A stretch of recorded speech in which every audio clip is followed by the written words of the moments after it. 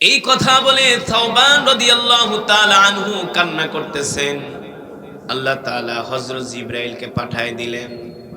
আর জিবরাইল এসে বললেন, ওয়ামান ইউতিইল্লাহা ওয়ার রাসূল ফাউলাইকা মাআল্লাযীনা আন'আমা আল্লাহু আলাইহিম মিনান নাবিয়্যিনা ওয়াস-সিদ্দীকিনা ওয়াশ-শুহাদা'i ওয়াস-সালিহিন ওয়া হাসুনা উলাইকা রাফীকা। ওগো আল্লাহর নবী, আপনার সাহাবী সাওবান বলতেছে, জান্নাতে আপনি উচ্চ মাকামে থাকবেন। কিভাবে আপনার সাথে সাওবান দেখা করবে, কিভাবে জান্নাতে আপনাকে দেখবে? সে বলতেছে, সে তো আপনার কাছাকাছি থাকতে পারবে না। আপনি সাওবানকে খুশির সংবাদ দিয়ে দেন, এই দুনিয়ার জমিনে যারা আল্লাহ রাসূলকে ভালোবাসবে, আল্লাহ রসুলের মহব্বতে বেশি বেশি দুরূদ পড়বে, তারাও জান্নাতের মধ্যে আল্লাহ নবীর কাছাকাছি থাকবে। আমরা কি আল্লাহ রসুলের সাথে জান্নাতে থাকতে চাই কি চাই না? জোরে বলেন। তাহলে বেশি কইরা আল্লাহ রসুলের শানে দুরূদ পড়বে। রাজি আছে? রাজি আছে? ও মুসলমান আল্লাহর বান্দারা, এই যে আজকের মাজমায় আমি আপনাদের সামনে কোরআনুল কারীমের তেলাওয়াত করলাম, আপনারা কোরআনুল কারীমের তেলাওয়াত শুনছেন, কি পেয়েছেন জানেননি?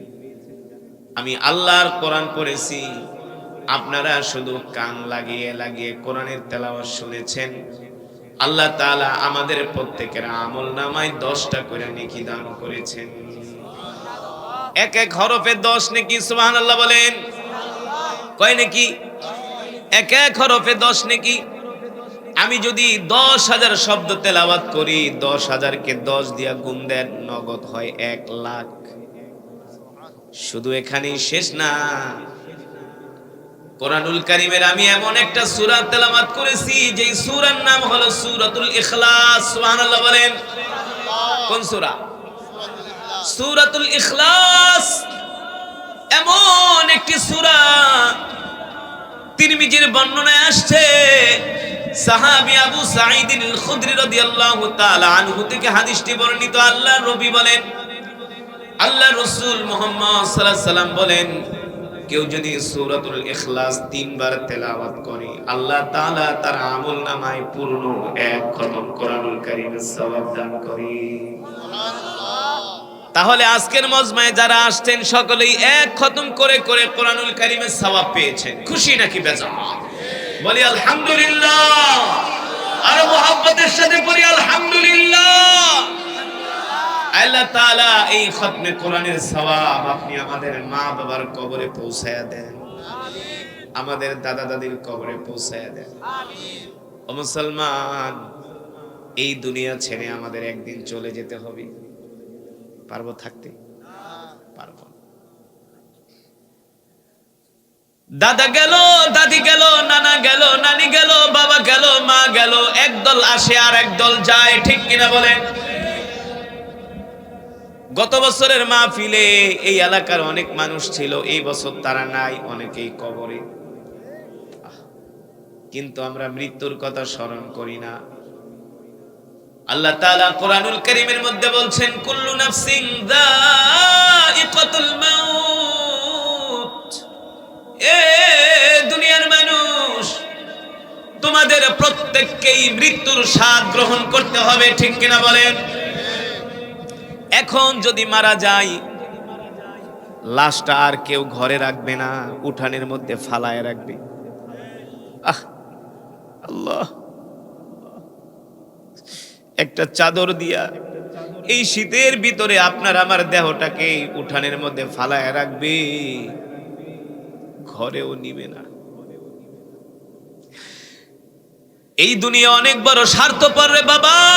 এই দুনিয়া আসলে কেউ কারো না, যার যার কবরে তাকেই যেতে হবে, ঠিক কিনা বলেন? যার যার হিসাব তাকেই দিতে হবে। আল্লাহ তাআলা সে কথাই কোরআনুল কারীমের মধ্যে বলছেন, কুল ইন্নাল মাউতাল্লাযী তাফিরুনা মিনহু ফাইন্নাহু মুলাকীকুম থুম্মা তুরাদ্দুনা ইলা আলিমিল গায়বি ওয়াশ শাহাদাতি ফায়ুনাব্বিউকুম বিমা কুনতুম তা'মালুন। আল্লাহ রাব্বুল আলামিন বলে, এ দুনিয়ার মানুষ, তোমরা মৃত্যু থেকে যতই পলায়ন করার চেষ্টা করো না কেন, মৃত্যু থেকে তোমরা কেউ বাঁচতে পারবে না। পারবো? যত চেষ্টা করি না কেন, মৃত্যু থেকে আমরা কেউ বাঁচতে পারবো না। প্রতিটা সেকেন্ড, প্রতিটা মুহূর্ত মৃত্যু আমাদেরকে তাড়া করে বেড়াচ্ছেন, ঠিক কিনা বলে? কিন্তু আমরা মৃত্যুর কথা মনে করি না, মৃত্যুর কথা আমরা স্মরণ করি না। দুনিয়ার সব কিছুর গ্যারান্টি আছে, কিন্তু আপনার আমার এক সেকেন্ডের গ্যারান্টি নাই। আছে? একটা গাড়ি কিনতে যাবেন, আপনাকে একটা গ্যারান্টি দিবে। একটা ফ্রিজ কিনতে যাবেন, আপনাকে 12 বছরের গ্যারান্টি দিবে। কথা কর। একটা মোবাইল কিনবেন, আপনাকে 5 বছরের গ্যারান্টি দিবে।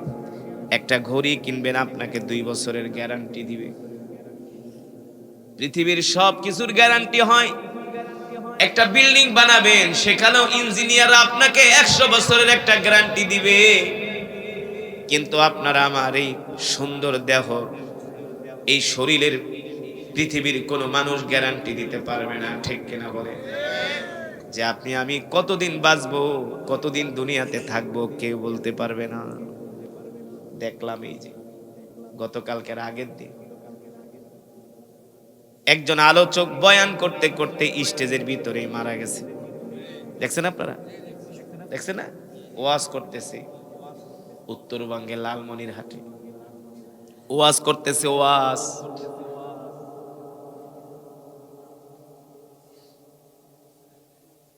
বয়ান করা অবস্থায় আল্লাহর বান্দা দুনিয়ার সফর শেষ করছে। সে কোনোদিন ভাবে নাই, অথচ সে যখন মাহফিলে করার জন্য বাড়ি থেকে বের হয়ে আইছে, স্ত্রীকে বলে দিছে আমি রাত্রে আসতেছি, না রাত্রে আসতেছি, ঘরের দরজা খুলে দিও।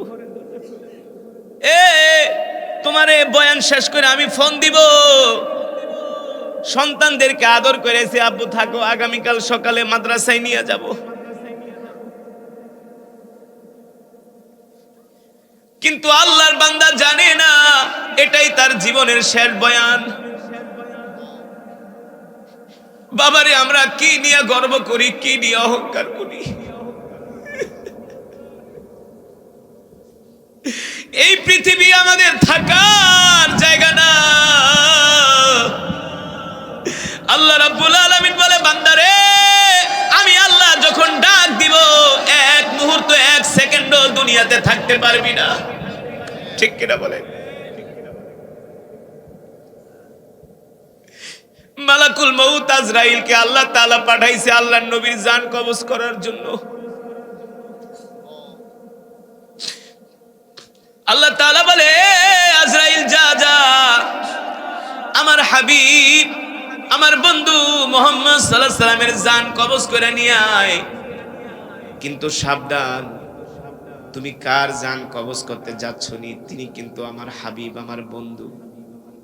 তিনি হলেন রাহমাতুল লিল আলামিন। যাকে সৃষ্টি না করলে আমি আল্লাহ তামাম পৃথিবী কুল কায়নাত কিছুই সৃষ্টি করতাম না। তুমি তার জান কবজ করার জন্য যাচ্ছ। কিন্তু শোনো আজরাইল, জান যে কবজ করতে যাবা, আমার হাবিবের সামনে যায়া আগে তুমি আমাকে আমার হাবিবের সালাম দিবা। সুবহানাল্লাহ বলে। ঠিক মালাকুল মউত আজরাইল আল্লাহর রাসূলের ঘরের দরজায় আসলেন, ঘরের দরজা নক করলেন। রাহমাতুল লিল আলামিনের পাশে হযরত ফাতেমা রাদিয়াল্লাহু তাআলা আনহা বসা। আল্লাহর পয়গম্বর বললেন, ফাতেমা, ঘরের দরজা খুইলা দাও। হযরত ফাতেমা ঘরের দরজা খুইলা দিলেন। দেখলেন ঘরের দরজায় মালাকুল মউত দাঁড়ানো। হযরত ফাতেমা মালাকুল মউতকে চিনতে পারলেন না। আল্লাহ রাসূল ডাক দিলেন, ফাতেমা, ঘরের দরজা খুলছো নাকি? হযরত ফাতেমা বলে, ঘরের দরজা তো খুলে দিয়েছি, কিন্তু আমাদের ঘরের দরজায় আজকে এমন একজন ব্যক্তি দাঁড়ানো, দণ্ডায়মান। আব্বাজান, এই পর্যন্ত আমাদের বাড়িতে যারা আসছে সবার চেহারা আমি চিনি, কিন্তু আজকে যিনি আমাদের ঘরের দরজার সামনে দাঁড়ানো, তাকে আমি কোনোদিন দেখি নাই, তার চেহারা আমি চিনি না। আল্লাহর পয়গম্বর বলে, ফাতেমা তুমি চিনবা কিভাবে? আজকে যিনি আমাদের ঘরের দরজার সামনে দাঁড়ানো, সে যদি একবার কারো দরজায় আসে, সে কোনোদিন খালি ফিরে যায় না। এই কথা শোনার পরে হযরত ফাতেমা কান্না করে দিলেন।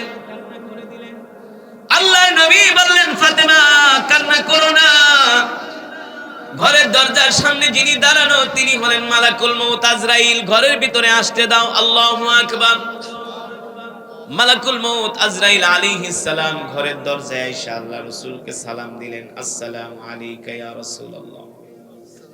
ওগো আল্লাহর নবী, আল্লাহ তাআলা আমাকে আপনার কাছে পাঠাইছে, সাথে সাথে আল্লাহ তাআলা তার পক্ষ থেকে সালামও পাঠাইছে।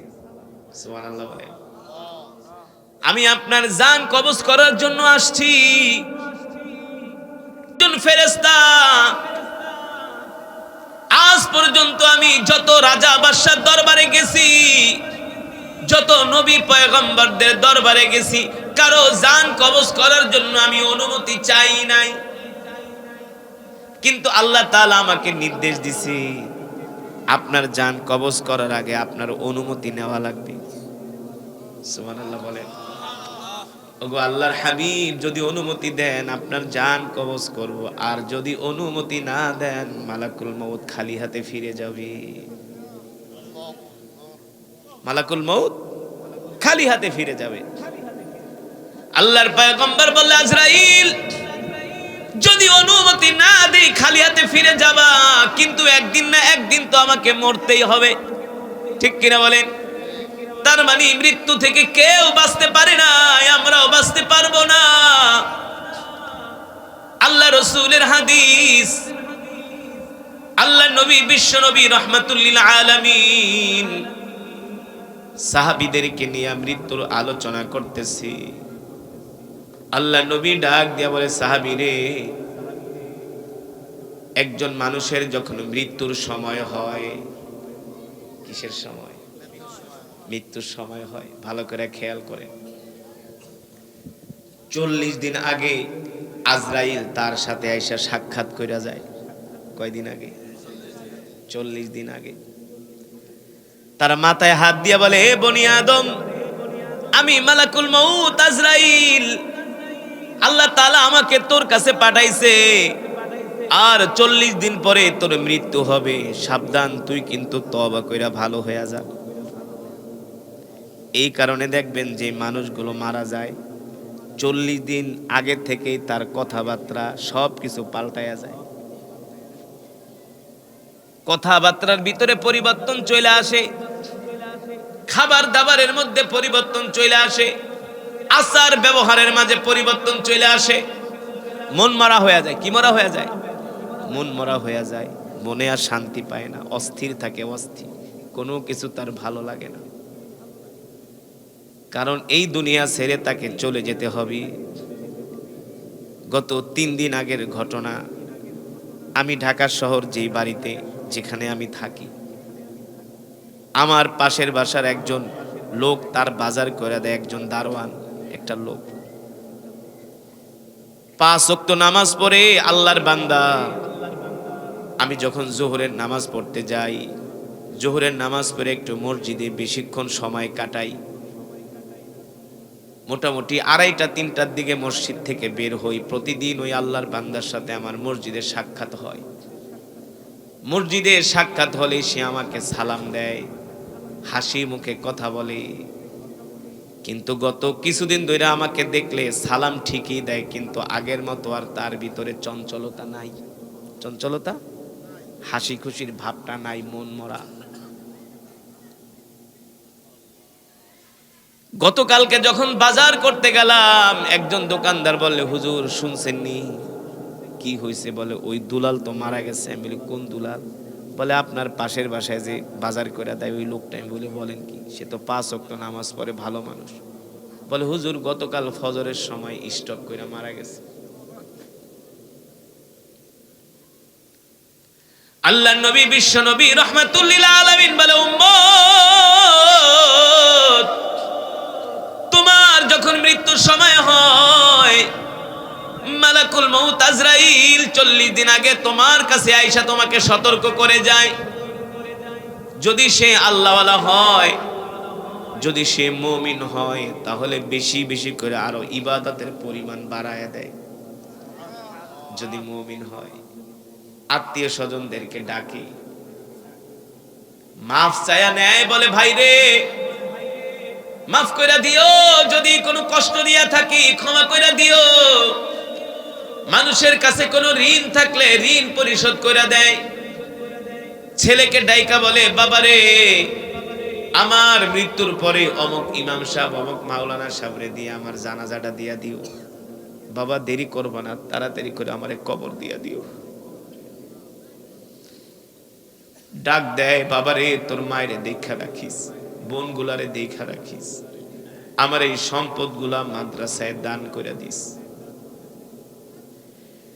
সে যদি মুমিন হয়, ভালো ভালো কথাগুলো বইলা যায়। আর যদি গুনাহগার হয়, মুনাফিক হয়, এই কথাগুলো বলা, তওবা করা, মানুষের থেকে বিদায় নেওয়ারও সময় পায় না। ঠিক কিনা? দেখবেন এলাকার কিছু আল্লাহওয়ালা মানুষ মৃত্যুর আগে সব বইলা যায়, কবরের জায়গাটা পর্যন্ত দেখায় যায় যে মুমিন। আর যে মুনাফিক নামাজ পড়ে না, দিন মানে না, ইসলাম মানে না, তওবা করারও সুযোগ পায় না, হঠাৎ করে মৃত্যু হয়ে যায়। হয় কি হয় না? গাড়ি অ্যাক্সিডেন্টে মরে যায়, রাস্তায় যায় মারা যায়, বিমানে মারা যায়, তওবা করারও সুযোগ পায় না। আর যে মুমিন হয়, আল্লাহ তাআলা তাকে বারবার সতর্ক করে আর সেই ইবাদতের পরিমাণ বাড়ায় দেয়। আল্লাহর নবী বিশ্ব নবী রাহমাতুল লিল আলামিন বলে, সাহাবীরা যখন তার মৃত্যুর বাকি থাকে আর 3 দিন, 40 দিন থেকে কয়দিন, তখন মালাকুল মউত দিনে 3 বার আসে। আয়েশা বলে বনি আদম তোর সময় আছে আর 3 দিন, এখনো কি তওবা করস নাই? সালাসা মাররা, তওবা কর, তওবা কর, তওবা কর, বেশি বেশি করে তওবা কর, সকালে তওবা কর, বিকালে তওবা কর, রাতে তওবা কর। যেই ব্যক্তির মৃত্যুর বাকি থাকে 3 দিন, আস্তে আস্তে করে সে একেবারে খাওয়া দাওয়া ছাইরা দেয়, কোনো কিছু ভালো লাগে না, কারণ দুনিয়ার সফর শেষ হয়ে যায়। সাহাবায়ে কেরাম প্রশ্ন করলেন, ওগো আল্লাহর নবী রাহমাতুল লিল আলামিন, যদি বদকার হয় তাহলে তার জান কিভাবে কবজ হয়? আল্লাহর নবী বলে, যদি বদকার হয়, দুনিয়ার মৃত্যুর কোনো কথা তার মনে থাকে না, সে আগের চেয়ে আরো বেশি বেপরোয়া হয়ে যায়, গুনার ভিতরে লিপ্ত হয়ে যায়। যখন নাফরমান ব্যক্তির জান কবজ করার জন্য মালাকুল মউত আসমান থেকে দুনিয়াতে আসে, বড় একটা লোহার রড নিয়ে আসে। মালাকুল মউত কি নিয়ে আসে? বড় একটা লোহার রড নিয়ে আসে। ওই মালাকুল মউতকে দেখার পরে আত্মা ভয় পায়া হৃদয় থেকে একেবারে পায়ের আঙ্গুলের চিপার ভিতরে চলে যায়। তখন মালাকুল মউত রড দিয়া পিটায়া পিটায়া তার আত্মাটাকে বের করে। দেখবেন কিছু মানুষ, গুনাহগার মানুষ, মৃত্যুর আগে দেখবেন চোখ বড় বড় করে তাকায়, হতাশ হয়ে যায়, পেরেশান হয়ে যায়, দুনিয়া ছাইরা তার যাইতে মন চায় না, আত্মা ভয় পায়, কারণ গেলেই তো মার শুরু হয়ে যাইব। ঠিক কিনা? গেলেই তো মার শুরু হয়ে যাইব, এই কারণে আত্মা বের হতে চায় না, আত্মা ভয় পায়, অস্বাভাবিক আচরণ করে, দুনিয়া ছাইরা যাইতে মন চায় না। এই কথা শোনার পরে হযরত সাহাবায়ে কেরাম বলে, ওগো আল্লাহর নবী, তাহলে তো একজন গুনাহগার, একজন মুমিনের আত্মা অনেক কষ্টের সাথে বের হয়। ওগো আল্লাহর রাসূল, তাহলে আমাদেরকে বলেন, যারা জান্নাতি হয়, যারা মুমিন হয়, তাদের অবস্থা কি হয়? তাদের সাথে মালাকুল মউত কি আচরণ করে? আল্লাহর হাবিব মুহাম্মদ সাল্লাল্লাহু আলাইহি সাল্লাম বলেন, কোন মুমিন ব্যক্তি যিনি আল্লাহকে ভালোবাসে, কোনদিন নামাজ ছেড়ে দেয় নাই, আল্লাহর হুকুম ছেড়ে দেয় নাই, আল্লাহ তাআলার সাথে কখনো নাফরমানি করে নাই, সকাল সন্ধ্যা আল্লাহ তাআলার জিকির করত, কোরআনের তেলাওয়াত করত, মানুষদেরকে ভালোবাসতো, মানুষও তাকে ভালোবাসতো। এই সমস্ত মুমিন ব্যক্তিদের যখন মৃত্যুর সময় হয়, আল্লাহ তাআলা মালাকুল মউত ফেরেশতা আজরাইলকে বলে, আজরাইল শোনো, আজকে তুমি যার জান কবজ করতে যাইবা, অমুক গ্রামের অমুক ঘরের আমার ওই বান্দার জান কবজ করবা। ওই বান্দাটা কিন্তু আমার ভালোবাসার বান্দা, ওই বান্দা কিন্তু আমার পেয়ারা বান্দা, ওই বান্দা আমার কোনদিন আমার হুকুম ছেড়ে দেয় নাই, ওই বান্দা আমার ভয়ে কোনো গুনাহ করে নাই, নাফরমানি করে নাই।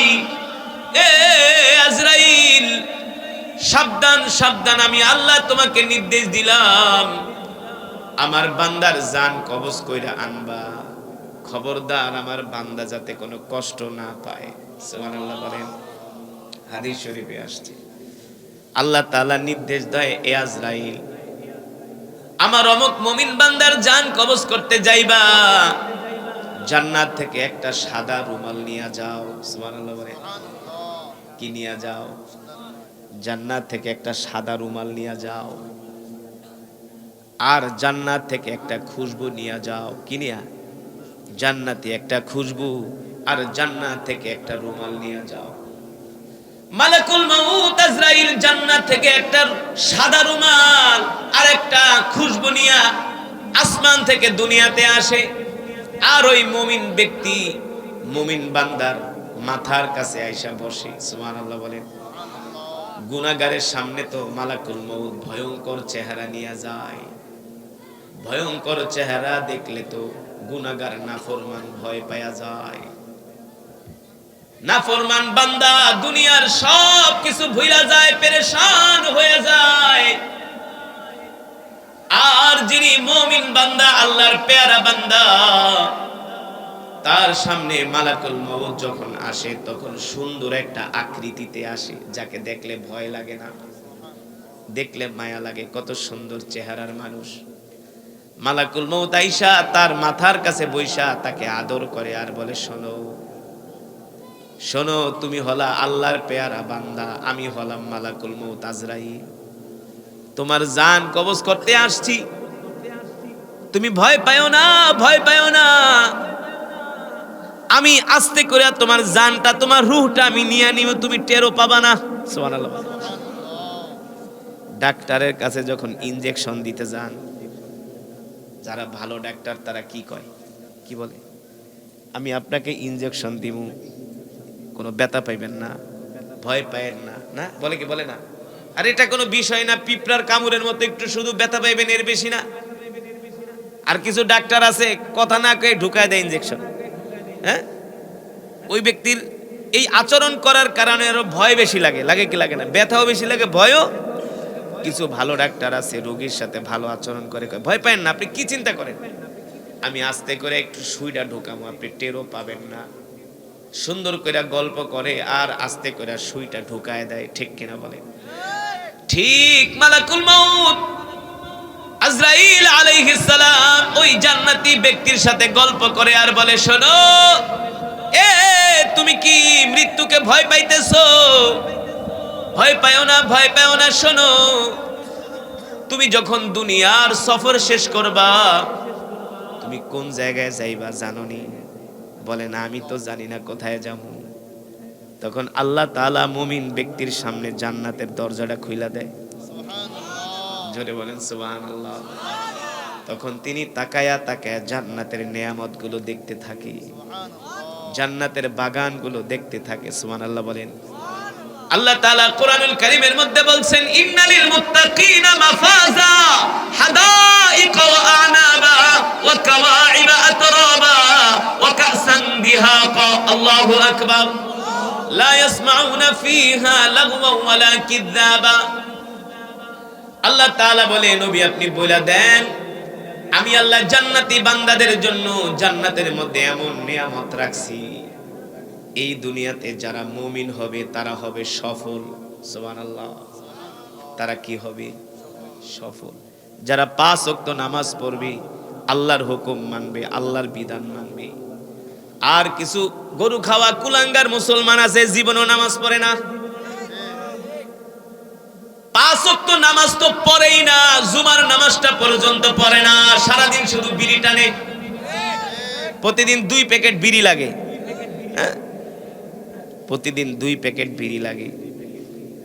শুক্রবারে জুমার দিনে পর্যন্ত মসজিদে যায় না। এইদিকে জুমার দিনে জুমার বয়ান হয়, আর সে ঘরের বারান্দায় বৈশা বৈশা সিগারেট খায়, বিড়ি খায়। এমন মুসলমান আছে কি আছে না? আপনাদের এলাকায় আছে? আছে। এই সমস্ত গরু খাওয়া মুসলমানগুলা যখন মারা যাবে, কবরে ঢোকনের সাথে সাথে মুনকার নাকির ফেরেশতারা আয়া বলবো, হারামজাদা তুই কবরে আইছস কা? তুই তো যাবি শ্মশানে। তুই কই যাবি? তুই শ্মশানে যাবি, তুই কবরে আইছস কে? কেন আইছস? তোর তো শ্মশানে যাওয়ার কথা, তুই কবরে কেন আইছস? দুনিয়াতে 1 ওয়াক্ত নামাজও পড়স নাই, আল্লাহর হুকুম মানস নাই, খাইছস সুদ, খাইছস ঘুষ, খাইছস হারাম। ঠিক কিনা? আল্লাহ রাসূল বলছেন, মান তারাকা সালাতা মুতাআম্মিদান ফাকাদ কাফারা। মুসলমান আর কাফেরের মাঝে পার্থক্য হলো নামাজ। যে নামাজ পড়ে না, ইসলামে তার কোনো অংশ না। আল্লাহ নবী বলে, যে নামাজ পড়ে না, আমি হাসরের ময়দানে তার দিকে ফিরেও তাকাবো না। যে নামাজ পড়বে না, তার জন্য যদি তার মা বাবাও দোয়া করে, সেই দোয়াও কবুল হবে না। যদি আপনি নামাজ না পড়েন, বেনামাজি কুত্তা হন, কুত্তা, ওই কুকুরটাও সকালবেলা উঠা বলে, আল্লাহ কোন বেনামাজির কুত্তার চেহারা তুমি আমারে দেখায়ও না। কিন্তু এই সমাজে এমন মুসলমান আছে, জীবনও নামাজ পড়ে না, খাইতাছে, ঘুরতাছে, ফুর্তি করতেছে না, খুব আরামায়েশে চলতেছে। আল্লাহ, ওদের কি কলিজা কাঁপে না? ওদের কি ভয় লাগে না? তারা যে নামাজ ছেড়ে দিচ্ছে, আল্লাহর হুকুম, আল্লাহর বিধান ছেড়ে দিচ্ছে, মৃত্যুর সময় কি অবস্থা হবে? মালাকুল মউত আইসাই তো প্রথম মাইট শুরু করবে, রড দিয়ে পিটান শুরু করবে। মালাকুল মউত কবে, এটা তো স্যাম্পল, এটা কি তোর আসল মাইট তো রয়ে গেছে, একটু পরে আসল মাইট তো রয়ে গেছে। যুবক মুসলমান বাবারা, এই পৃথিবীর যাত্রা শেষ হয়ে যাবে। বাড়ি গাড়ি দালান কোটা বিল্ডিং সব কিছু ছেড়ে এক কাফনের কাপড় নিয়ে যেতে হবে, কেউ যাবে না। কার জন্য তুমি দিন রাত কাজ করতেছো নামাজ না পড়া? এমনও মানুষ আছে ফজরের সময় বাইরে আয়, রাত 10টা বাজে বাসায় আয়, হ্যাঁ, ঠিক মতো খায়ও না, খালি কাম আর কাম। লুঙ্গিও একটা পরে সিরা, শার্টও একটা গায়ে দেয় সিরা, ওই যে কিনলে টাকা কমে যাবে, বাজারও ভালো করে করে না। তুই নিজে ভালো খালিও না, ভালো একটা পোশাকও পরলি না, সম্পদ করলি। আছে কি আছে না এমন মানুষ? আপনার এলাকায় আছে কি আছে না? খালি জমিন কিনে, কি কিনে? জমি কিনে, খালি জমি আর সম্পদ আর সম্পদ। আল্লাহ রাসূল বলছে, বনি আদম হইলে এমন লুবি, ওদের মুখের ভিতরে কবরের মাটি না ঢোকা পর্যন্ত বনি আদমের পেট ভরবে না। বিশ্বাস করেন না? গত 1 সপ্তাহ আগে ঢাকায় একটা মাহফিলে গেছিলাম, নারায়ণগঞ্জে একটা মাহফিলে গিয়েছিলাম। 5 বারের এমপি, কয়বারের? 5 বারের এমপি, বয়স হয়ে গেছে 100-এর উপরে। এখনো মাহফিলের স্টেজে আয়া কথা কইতে পারে না, কাঁপায়, বয়া বয়া কাঁপায় কাঁপায় কথা কয়। আর কয়, হুজুর আমার লিগা দোয়া করেন, আমি 5 বারের এমপি, এবারও আমি ইলেকশনে দাঁড়াইতেছি। কয়বারের এমপি? 5 বারের এমপি, বয়স 100-এর কাছাকাছি। কথা একটা কয়, 3টা ভুলা যায়। এক ঘটনা কইতে আমার খালি বারবার যায়, হুজুর কি জানি কি জানি।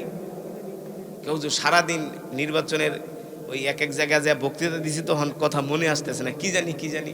তা আপনার বয়স হয়ে গেছে 100 বছর, আপনার এখন আবার এমপি নির্বাচন করার কি দরকার? আপনি এখন থাকবেন মসজিদে, কথা কন, ঘরের কোণে জানামাজ পড়ে থাকবেন। না, আপনারা আমার আরেকবার নির্বাচিত করেন, আমি আপনাকে সেবা করব। আরে তোমার সেবাই তো আরেকজনের করতে হয়। কন আল্লাহ রসুলের কথা ঠিক আছে কি আছে না? আল্লাহ রসুল বলছে, বনি আদমের পেট ভরবো না। জমি একখানি কিনছে, আর একখানি কেনার লেগা শুধু সিস্টেম খুঁজবো কেমনে কেনা যায়।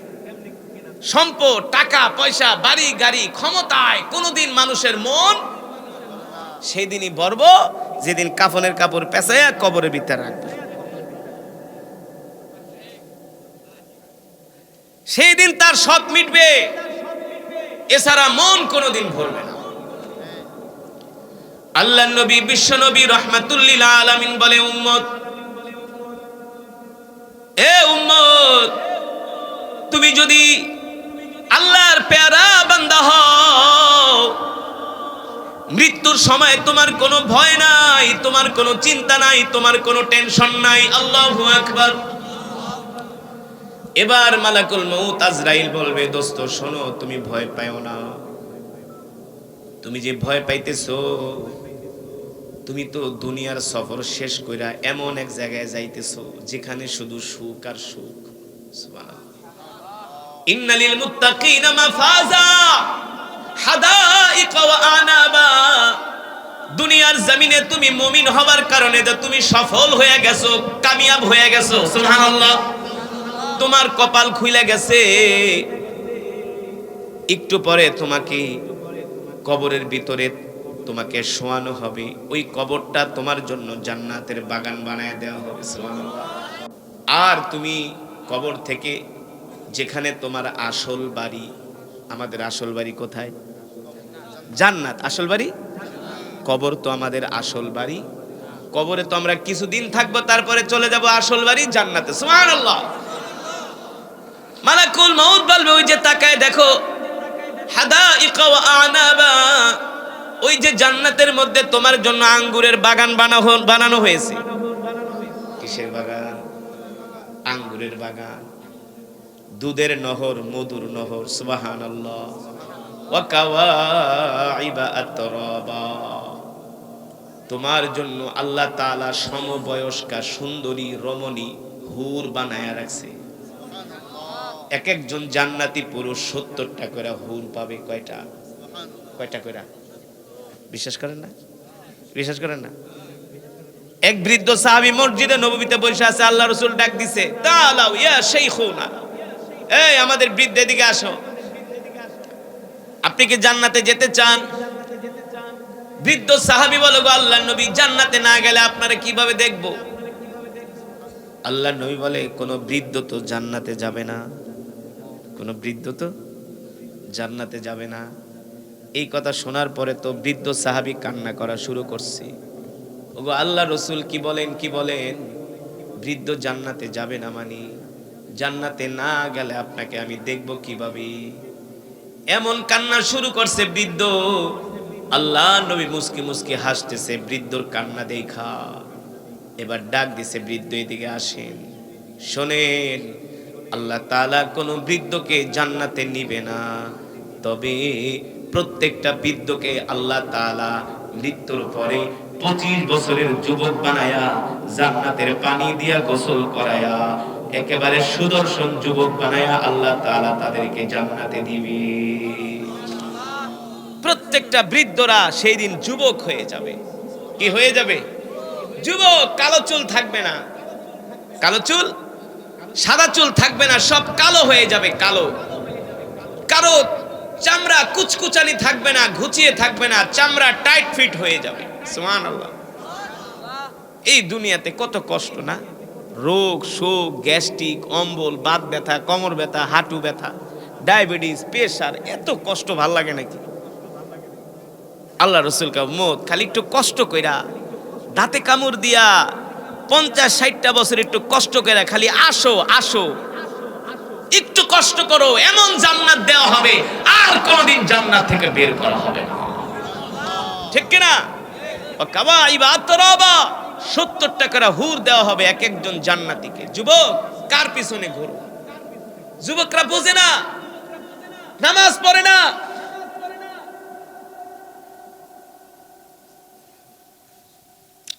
নামাজ পড়ে না, দিন মানে না, ইসলাম মানে না। অথচ তোমাদের জন্য আল্লাহ কত সুন্দর জান্নাত বানায় রাখছে। ঠিক কিনা বলেন? আল্লাহর নবী বিশ্ব নবী রাহমাতুল্লিল আলামিন বলেন, এবার ওই মালাকুল মউত আজরাইল মুমিন ব্যক্তির নাকের কাছে নিয়া জান্নাতের খুশবুটা ধরবে। কি করবে? আপনারা যখন আতরটা নাকের ভিতরে লাগায় কি করেন? একটা টান দেন না? টান দিলে একটা চোখ দুটো বন্ধ হয়ে যায় না? মানে ঘ্রাণের সুগন্ধির মিষ্টতায়, সুগন্ধির ঘ্রাণে অন্যরকম একটা প্রশান্তি চলে আসে, ঠিক কিনা? মালাকুল মউত আজরাইল যখন নাকের ভিতরে খুশবু ধরবে, জান্নাতের খুশবু ধরার সাথে সাথে একটা টান মারবে, জান্নাতের খুশবুর ঘ্রাণে সে ঘুমায়া যাবে। আর ওই ঘুমের ঘরে মালাকুল মউত আজরাইল তার জান কবজ কইরা জান্নাতের সাদা শুভ্র রুমাল পেঁচায়া তার রূহ নিয়ে আরশে আজিমে চলে যাবে। আরশে আজিমে চলে যাবে। তার কোনো চিন্তা নাই, তার কোনো টেনশন নাই, তার কোনো ভাবনা নাই। এই কারণে আল্লাহর বান্দারা এই দুনিয়া ছেড়ে তো যেহেতু আমাদেরকে চলে যেতে হবে, এই দুনিয়া আমাদের থাকার জায়গা না, এই দুনিয়ায় আমরা থাকতে পারবো না। আসেন এই দুনিয়াকে আমরা অত ভালো না বাইসা দুনিয়ার জিন্দিগিটা যতটুকুন মোটামুটি কাটানোর জন্য কষ্ট পরিশ্রম করা দরকার, ততটুকুন কইরা জান্নাত কামানোর জন্য আমরা চেষ্টা করি, ঠিক কিনা বলেন? যাতে কবরের জিন্দিগিটা আমাদের সহজ হয়, সহজে যেন আমরা জান্নাতে যেতে পারি। আল্লাহর নবী বলে, উম্মত তুমি যদি সহজে জান্নাতে যেতে চাও তাহলে আমার উপরে আল্লাহ যেই কোরআন নাজিল করছে এই কোরআন বেশি করে তেলাওয়াত করো। এই যে আমি কোরআন পড়ছি, শুনছেন না? কোরআন ইদা উদি আল মাইয়িতু ফি কবরিহি জাল কোরআনু ইনদা রাসি। যারা দুনিয়ার জমিনে আল্লাহর কোরআনকে ভালোবাসবে তাদের ইন্তেকালের সাথে সাথে যখন তাদেরকে কবরে শোয়ানো হবে, ওই কবরে কোনো বাতি থাকবে না, কোনো দরজা নাই, জানালা নাই, অন্ধকার ঘর, মাটির ঘর। যখন তাকে কবরের ভিতরে শোয়ানো হবে, অন্ধকার কবরের মধ্যে সাথে সাথে আল্লাহর কোরআন তার মাথার সামনে যায় দাঁড়ায় যাবে। ইদা উদি আল মাইয়িতু ফি কবরিহি জাআল কুরআনু ইনদা রাসিহি। তার মাথার সামনে দাঁড়ায় যাবে, দাঁড়ায় তার কবরটাকে আলোকিত করবে। কোরআন, কোরআন কি? কোরআনুল কারীমের এমন একটা সূরা আছে, আল্লাহ রাসূল বলছেন এই সূরা যদি কেউ প্রতিদিন এশারের নামাজের পরে তেলাওয়াত করে, সেই সূরা বলতেছে তুমি যদি আমাকে প্রতিদিন এশারের নামাজের পর তেলাওয়াত করো, আল্লাহ যদি তোমারে জান্নাত না দেয় আমি আল্লাহর সাথে ঝগড়া করব। আর জোরে বলেন সুবহানাল্লাহ। আল্লাহ আপনি কেন জান্নাত দিবেন না? জান্নাত আপনাকে দিতে হবে, কারণ সে আমাকে ভালোবাসছে। ওই সূরার নাম হলো সূরাতুল মুলক। কোন সূরা? সূরাতুল মুলক। এই সূরা আপনারা এশারের নামাজের পরে তেলাওয়াত করবেন প্রতিদিন প্রতিদিন। ইন্তেকালের পরে আল্লাহ বিনা হিসাবে জান্নাত দিয়ে দিবে। তাহলে আমরা 5 ওয়াক্ত নামাজ সূরাতুল মুলক আমরা তেলাওয়াত করব। রাজি আছেন ইনশাআল্লাহ? কবরে তার কোনো কষ্ট হবে না, তাকে আল্লাহ বিনা হিসাবে জান্নাত দিয়ে দিবে। আল্লাহর কোরআন বলবে তুমি চিন্তা করো না, তুমি ঘুমাও, আল্লাহ হাসরের মাঠ কায়েম করবে। আল্লাহর কোরআন বলবে শোনো, তোমাকে আমি ছেড়ে যাব না যতক্ষণ পর্যন্ত তোমাকে আমি জান্নাতে পৌঁছে দিতে না পারবো, ততক্ষণ পর্যন্ত আমি তোমাকে ছেড়ে যাব না। পুলসিরাত পার করে দিবে আল্লাহর কোরআন তার হাত ধইরা। পুলসিরাত কি করবে? পুলসিরাত। আমরা তো একটা সাক্ষ্য পার হইতে গেলে কাঁপতে কাঁপতে পুড়ে যাই, আর পুলসিরাত চুলের চেয়েও চিকন, হীরার চেয়েও ধার। 1000-এর ভিতরে 999 জন সিটকে জাহান্নামে পড়ে যায়। আল্লাহর কোরআন বলে তুমি চিন্তা করবে না, তুমি আমাকে ভালোবাসো, আমি তোমার হাত ধইরা পুলসিরাত পার করে জান্নাতে ঢুকাই দেব। তাহলে আমরা আমলি জিন্দেগি গঠন করব তো বাবারা? 5 ওয়াক্ত নামাজ। নামাজ কয় ওয়াক্ত? জোরে বলেন কয় ওয়াক্ত? 5 ওয়াক্ত নামাজ পড়বো আমরা জামাতের সাথে ইনশাআল্লাহ। কে কে 5 ওয়াক্ত নামাজ পড়বেন? হাত উঠে আল্লাহকে দেখেন, হাত সোজা করেন, একটা ডাক দেন ইয়া আল্লাহ। আরো জোরে বলেন ইয়া আল্লাহ। ওয়াদা করলাম আর কোনদিন নামাজ ছেড়ে দিব না। আল্লাহ আমাদের কবুল করে নেন। হাত নামাজ কয়েকটা নামাজ পড়বেন? 5 ওয়াক্ত নামাজ জামাতের সাথে সকাল সন্ধ্যা কোরআন পড়বেন, জিকির করবেন, গুনাহ করবেন না, হারাম থেকে বেঁচে থাকবেন। এতটুকু আমল করেন, দেখবেন আল্লাহ সহজে জান্নাত দিয়ে দিবে ইনশাআল্লাহ। তাহলে বলেন আজকের মাহফিলে এসে আপনারা খুশি নাকি বেজার? বলি আলহামদুলিল্লাহ, আরো জোরে বলি আলহামদুলিল্লাহ। রহমানির রহিম, কুল্লু নাফসিন যায়িকাতুল মাউত, কুল্লু নাফসিন যায়িকাতুল মাউত। وقال رسول الله صلى الله تعالى عليه وسلم أكثر الذكر هذه من لذات الموت، أو كما قال النبي عليه الصلاة والسلام. فقد قال الله تبارك وتعالى إن الله وملائكته يصلون على النبي يا أيها الذين آمنوا صلوا عليه وسلموا تسليما। محبت प्यारा नबी जी शान दुरूद इब्राहिम पढ़ी। अल्लाहुम्मा सल्लि अला मुहम्मद व अला आलि मुहम्मद पढ़े।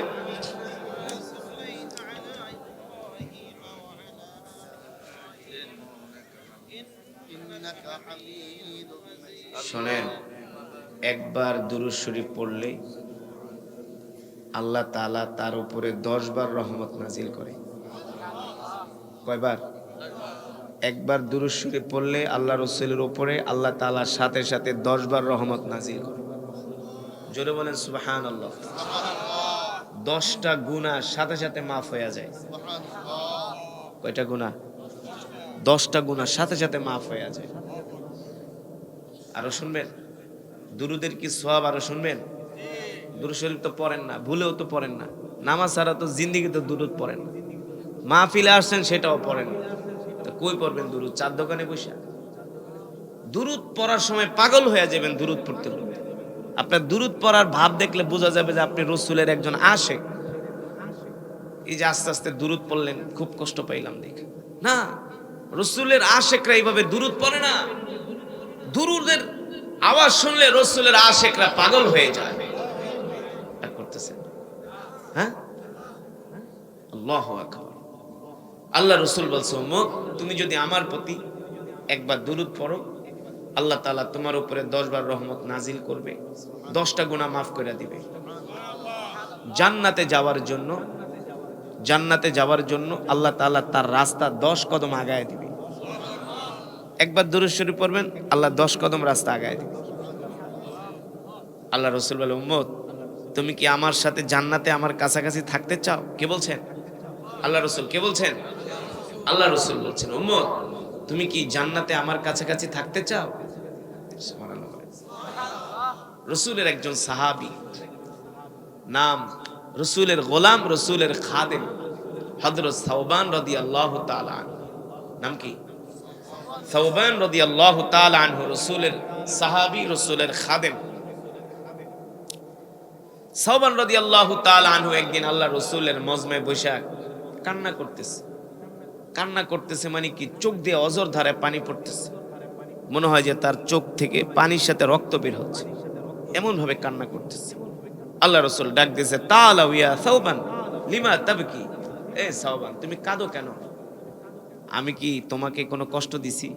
তুমি কি আমার কোন আচরণে কষ্ট পেয়েছো? সাওবান রাদিয়াল্লাহু তাআলা আনহু বলে, আল্লাহ রাসূল আপনি তো রাহমাতুল লিল আলামিন, আপনি আমার মনে কষ্ট দিবেন মানে?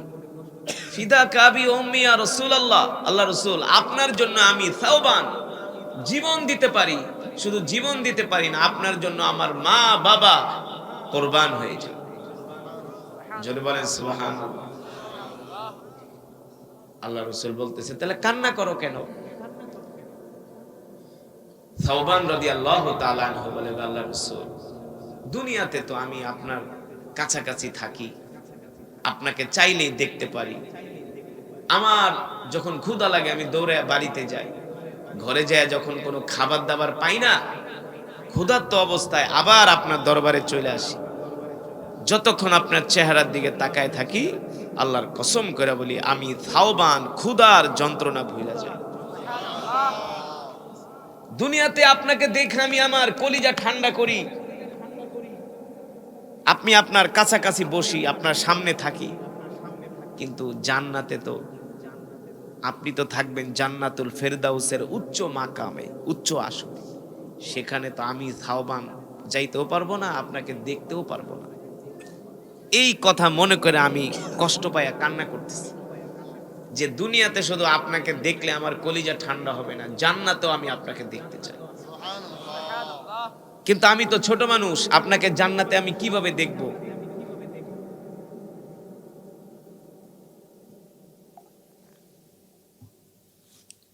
জান্নাতে আমি আপনাকে কিভাবে দেখব?